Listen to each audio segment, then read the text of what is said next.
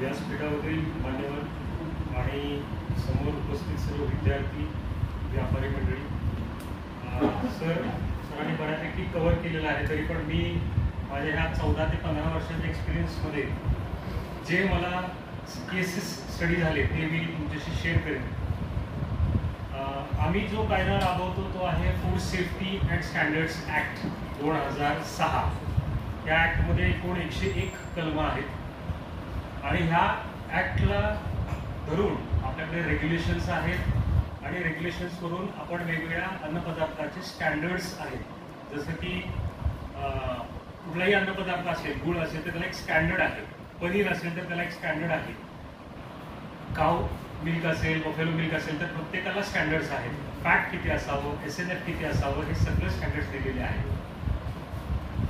भेसळ झालेलं पनीर आपण म्हणतो, भेसळ झालेलं पनीर, पण ॲक्च्युअली तसं नाही आहे. त्याच्यामध्ये ॲनालॉग पनीर असा पण प्रकार कायद्यामध्ये येतो. ॲनालॉग पनीरमध्ये वनस्पती तेल वापरलं जातं आणि त्याच्याबद्दल स्टँडर्ड्स आहेत. तुम्हाला ज्यावेळेस पनीर विकायचं असेल त्यावेळेस तुम्ही तिथं त्या लेबलवर मेन्शन करणं गरजेचं आहे की इट इज ॲनालॉग पनीर. हे पनीर नाही आहे, ती भेसळ हा प्रकार नाही आहे. तर आम्ही ज्यावेळेस एस्टॅब्लिशमेंट्समध्ये जातो त्याला आम्ही आस्थापना म्हणतो, अन्न आस्थापना. पहिली गोष्ट आम्ही बघतो की त्याच्या दर्शनी भागामध्ये परवाना आपला लावलेला आहे का नाही. परवान्याचे सरांनी सांगितलं त्या पद्धतीने 3 भाग येतात. आमचे 3 टायर सिस्टम आहे. एक सेंट्रल लायसन्स आहे, एक स्टेट लायसन्स आहे आणि तिसरं हे स्टेट रजिस्ट्रेशन आहे. इट इज मॅन्डेटरी की प्रत्येक व्यावसायिकाने कमीत कमी नोंदणी तरी केली पाहिजे. ज्याचं 12 लाखाच्या खाली उत्पन्न आहे त्यांनी किमान नोंदणी तरी केली पाहिजे. हे जे परवाने आहेत हे ओळखण्यासाठी सुद्धा एक विशिष्ट आकडेवारी त्याच्यामध्ये आहे. 14 आकडी नंबर आमचा असतो, ज्याचा 100 हा नंबर स्टार्ट होतो, तो केंद्रीय परवाना आहे, सेंट्रल लायसन्स आहे. त्याचा 115 ने चालू होतो, ते 11 ने चालू होतो. आपला महाराष्ट्राला नंबर दिलेला आहे 15. 115 म्हणजे महाराष्ट्रामध्ये जे व्यावसायिक आहेत त्यांचा तो लायसन्स नंबर आहे. आणि 2 ने चालू होणारा जो आहे तो रजिस्ट्रेशन नंबर आहे, ज्याचा 12 लाखाच्या खाली व्यवसाय आहे. तर अशा पद्धतीने आम्ही लायसन्स आहे का रजिस्ट्रेशन आहे ते बघतो. बऱ्यापैकी आम्ही तिथं गेल्यानंतर जे काही आम्हाला भेसळयुक्त असं वाटलं तर त्याचे आम्ही नमुने घेतो. कारण प्रत्येक नमुन्याला शासन साधारण sir if I am correct 5,900 रुपये खर्च करतं. शासन एका नमुन्याला 5,900 रुपये खर्च करतं. त्या अनुषंगाने आम्ही तो नमुना घ्यायचा का नाही घ्यायचा हे आम्ही ठरवायला हवं तिथे. तर ते जास्तीत जास्त जो नमुना घेईल तो 100% फेल येईल या उद्देशाने तो घेतला जातो. नमुना हा एकतर कमी दर्जाचा येऊ शकतो, ज्याला आपण सबस्टँडर्ड म्हणतो, कमी दर्जाचा, मिसलिडिंग येऊ शकतो किंवा अनसेफ येऊ शकतो. आता ह्याच्यामध्ये फरक कसा आहे. मिसलिडिंग असेल, मिसलिडिंग याचा अर्थ काय की आपण मलाई पनीर म्हणून तर विकतोय, पण त्याच्यामध्ये फॅटचं प्रमाण हे 38%, 32% असं आलं. कायद्यामध्ये 50% फॅट असलेल्याच पनीरला आपण मलाई पनीर म्हणतो. त्याच्या लेबलवरूनच लक्षात येते की ते फेल जाणार आहे. अशा केसेसमध्ये आम्ही सबस्टँडर्ड तो नमुना घेतो आणि त्याच्या विरुद्ध न्याय निर्णय, ज्याला आपण ॲडज्युडिकेशन म्हणतो, तो दाखल करतो. तो पुण्याच्या डिव्हिजन ठिकाणी आणि आपल्याकडे जे 6 डिव्हिजन्स आहेत तिथं ती केस चालते. ही क्वासी ज्युडिशियल टाईप केस असते. ज्या अन्नपदार्थामध्ये अनसेफ घटक आढळतात त्याच्या विरुद्ध आम्ही कोर्टामध्ये खटले दाखल करतो. तर माझं ह्या डिपार्टमेंटमध्ये यायच्या आधी मी एक प्राध्यापकच होतो, असिस्टंट प्रोफेसर होतो. आमचं बऱ्यापैकी रिसर्च पेपर्स असे कुठे लिस्ट लागायची. आता ते असायचं म्हणजे पिअर रिव्ह्यूड जर्नल्समध्ये आम्ही छापायचो. पण आता तसं नाही. माझं CR तो लिहिला जातो, माझ्या नावावर किती केसेस रजिस्टर्ड आहेत, माझ्या नावावर किती ॲज्युडिकेशन रजिस्टर्ड आहेत. जेवढी मोठी यादी असेल तेवढा माझा CR चांगला लिहिला जातो. त्यामुळं आम्हाला केसेस शोधणं हेच आमचं ध्येय आहे.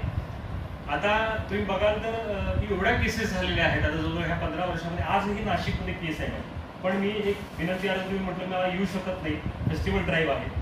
एवढ्या कामाचा लोड आहे की प्रत्येक केसमध्ये आपण इन्व्हेस्टिगेशन ऑफिसर असतो. माझी पहिलीच केस एक रत्नागिरीमधली माडीची आहे, ज्याच्यामध्ये भाताची पेस्ट आणि एक सिडेटिव्ह नशा आणणारी गोष्ट त्याच्यामध्ये ती सापडली गेली. आजही केस ती चालू आहे.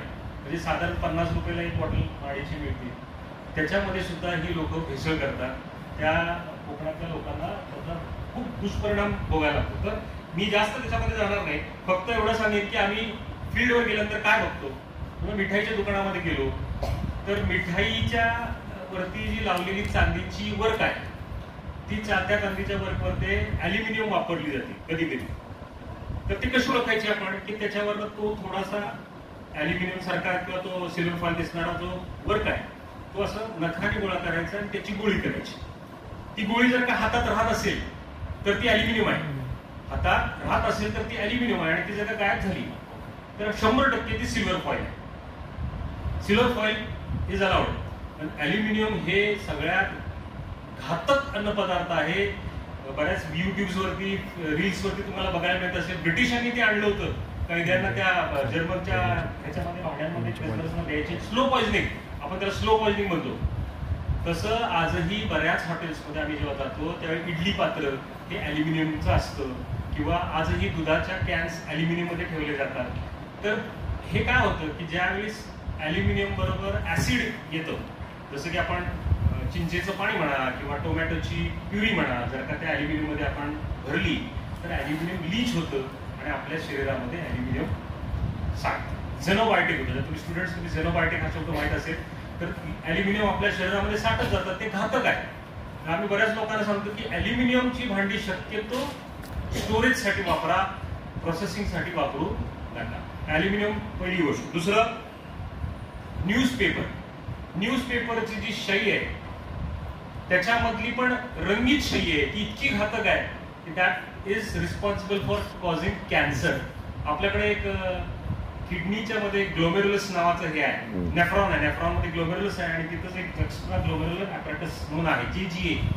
तेवढाच पार्ट आहे जो रंग डायजेस्ट करतो. प्रमाण आहे आपल्या शरीराला किती रंग द्यावा. तर रंग जो आहे तो न्यूजपेपरचा, जर का वडापाव खाताना तुम्ही न्यूजपेपर जर का वापरला तर वडापावरती शाई छापतो, आणि तशी जर ती शाई तुम्हाला गेली तर तुम्हाला 100% कॅन्सर सारखे रोग होणार. त्यातल्या त्यात कलर्ड रंग म्हणजे निळी, लाल शाई, ग्रीन शाई असते न्यूजपेपरची, ती तर सगळ्यात घातक. म्हणून तुम्ही घरी गेल्यानंतर सुद्धा आपण घरामध्ये गावाकडे बघा बुटीमध्ये न्यूजपेपर वापरतात, भाकरी थापतात, परत त्याच्यावरती गरम गरम जाते, मॉइश्चर पकडतं. हे साफ चुकीचं आहे. पेपर वापरायचा नाही, पेपर आजपासून बंद करायचा. फूडशी कॉन्टॅक्टमध्ये, इव्हन बेकरीजमध्ये आम्ही बघितलेलं आहे की बेकरीचा प्रोडक्ट पेपरमध्ये खाली अंतरून वरती ते ब्रेडिंग बॅटरिंग जे करायचं आणि परत पेपरची शाई त्या न्यूजपेपर ह्याच्यामध्ये लागली ब्रेडमध्ये, ते चुकीचं आहे. त्याच्यावर आम्ही केस करतो. न्यूजपेपरची शाई. रंगीबेरंगी मिठाई अलाउड आहे. रंग हा 30% साखर असलेल्या अन्नपदार्थामध्ये रंग अलाउड आहे, फूड ग्रेड कलर. पण ते पण किती, हार्डली एक 100 ppm पर्यंत कलर अलाउड आहे. तर बऱ्याच व्यापाऱ्यांना माहित असतं की 100 ppm कसं, तर आम्ही त्यांना सोप्या शब्दात सांगतो. तुम्ही बुंदी केली समजा, एक 10 किलो बुंदीमध्ये 1 ग्राम कलर तुम्ही टाकायचा. 10 किलो अन्नपदार्थामध्ये 1 ग्राम टाकला की तो 100 ppm पर्यंत होतो. तिथपर्यंत ठीक आहे.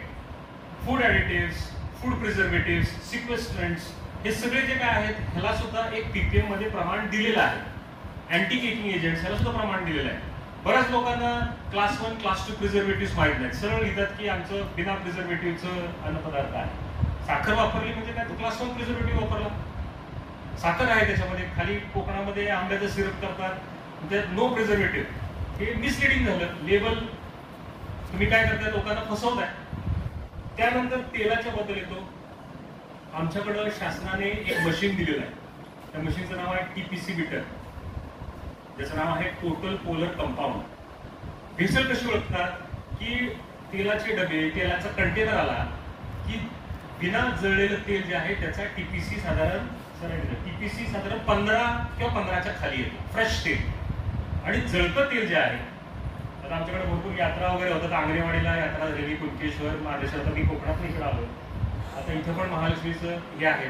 बाहेर तिथं वडापाव तळला जातो. ते काळपट तेल जे आहे त्याचा TPC जर का 25च्या वर गेला तर तो बऱ्यापैकी तुमच्यामध्ये तर काय ते आर्टेरियोस्क्लेरोसिस गुठळी तयार होते याची, आणि तुम्हाला अँजिओप्लास्टी आणि ते बायपास करणे ह्याच्यावर पर्याय राहत नाही. तेल किती घातक आहे बघा. 1 घाना 2 घाना 3 घाना काढला तर चालतो. त्याच्यावर गेलं तर आम्ही त्यांना सांगतो की ते एकतर आपल्याकडे एक सिस्टम आहे रुको म्हणून, रियूज कुकिंग ऑइल, ते तेल आम्ही साबण कारखान्याला देऊन टाकतो किंवा जहाजांच्या बोटीच्या मेंटेनन्ससाठी ते देऊन टाकतो. ती सिस्टम सुद्धा आहे रुकोची. तर आपण एक लक्षात घ्यायचं की आपलं तेल जे आहे ते 15 आणि 25च्या मध्ये राहील. त्यानंतर बऱ्यापैकी लोकांना तक्रारी करून येतात, सर हे एक्सपायर झालंय, आम्हाला विकलेलं आहे. तर आम्ही जेव्हा त्याचे नमुने घेतो तर ह्याच्यामध्ये काय होतं की नमुना पास येतो. नमुना हा पास येण्याचं कारण कसं असतं, बेस्ट बिफोर आणि use by date, expiry date. ह्याच्यामध्ये मी तुम्हाला सोप्या शब्दात सांगतो बघा. एक डेडलाईन आहे आणि एक गाईडलाईन आहे. एक डेडलाईन आहे, एक गाईडलाईन आहे. डेडलाईन म्हणजे ज्या अन्नपदार्थाचं साधारण एक 5-6 दिवसांमध्ये त्याचं लाईफ संपणार आहे. दुधाला आपल्याला 3च दिवस असतं. यूज बाय डेट असतं. काय असतं? Use by date. त्या 3 दिवसानंतर आपण ते दूध वापरायचंच नाही किंवा एक्सपायरी डेट झाल्यानंतर ते वापरायचंच नाही. त्याची तारीख संपली, ती डेडलाईन आहे. यूज बाय डेट आणि एक्सपायरी काय आहे? डेडलाईन आहे. पण बेस्ट बिफोर जेव्हा येतो आपण पार्लेजीच्या बॉक्सवर आपण बेस्ट बिफोर 6 महिने, तेलाच्या डब्यावर बेस्ट बिफोर 9 महिने. बेस्ट बिफोर झालं तरी तो अन्नपदार्थ अनसेफ नाही होत. त्याची जी क्वालिटी आहे ती 100%च्या ऐवजी 90% आली असेल, 80% आली असेल. खाण्यासाठी योग्य आहे पण ते खायचं नाही. बेस्ट बिफोर म्हणजे त्याने गुन्हा केला अशातला प्रकार नाही. पण यूज बाय डेट नंतर जर त्याने विकलं किंवा एक्सपायरी झालं तर त्याने विकलं तर तो मात्र गुन्हा आहे.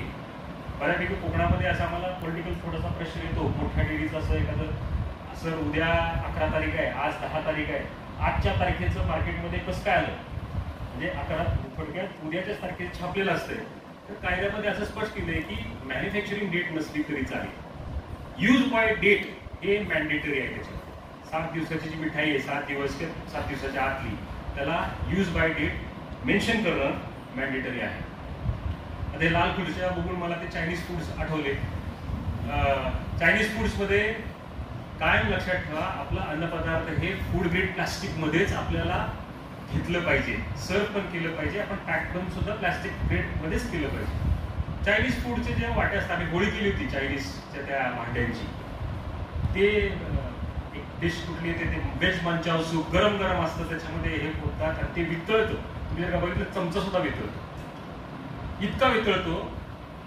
म्हणून कधीही बघताना त्या भांड्याच्या मागच्या बाजूला एक मायक्रोवेव्ह ओव्हनचं एक सिम्बॉल दिलेलं असेल किंवा 100% मेलामाइन. त्या फूडमध्ये 100% मेलामाइन फूड ग्रेड आहे. मेलामाइन हे फायर एक्सटिंग्विशर्स जे असतात ना, कोट्स तयार करतात, ते त्याच्यामध्ये असतं. म्हणजे झळ लागू नये म्हणून ते वापरतात. 365 ते 66 डिग्रीला ते वितळतं. त्याच्यामध्ये फूड खाणं कधीही चांगलं. त्यानंतर लेबल्सवरती तुम्ही काय बघणार, ग्रीन लोगो आहे का, न्यूट्रिशनल व्हॅल्यू लावलेली आहे का, त्यानंतर त्याचा लायसन्स नंबर आहे का. बऱ्याच ठिकाणी लायसन्स नंबर फेक वापरले जातात आणि मॅन्युफॅक्चरिंग केलं जातं. दुधामध्ये भेसळ कशी केली जाते, तर बऱ्यापैकी दुधामध्ये युरिया सुद्धा अलाउड आहे. मी काय म्हणतो, युरियाचा कण आलेला आपल्या दुधामध्ये अलाउड आहे. त्याला PPM पर्यंत अलाउड दिलेला आहे. मिल्कच्या म्हणजे काऊच्या बफेलोच्या फॉडर मधून तो युरिया दुधामध्ये येतो. म्हणून शासनाने थोड्याफार प्रमाणात PPMs मध्ये युरिया त्याच्यामध्ये अलाउड आहे. आपण टेक्निकल लोक आहोत,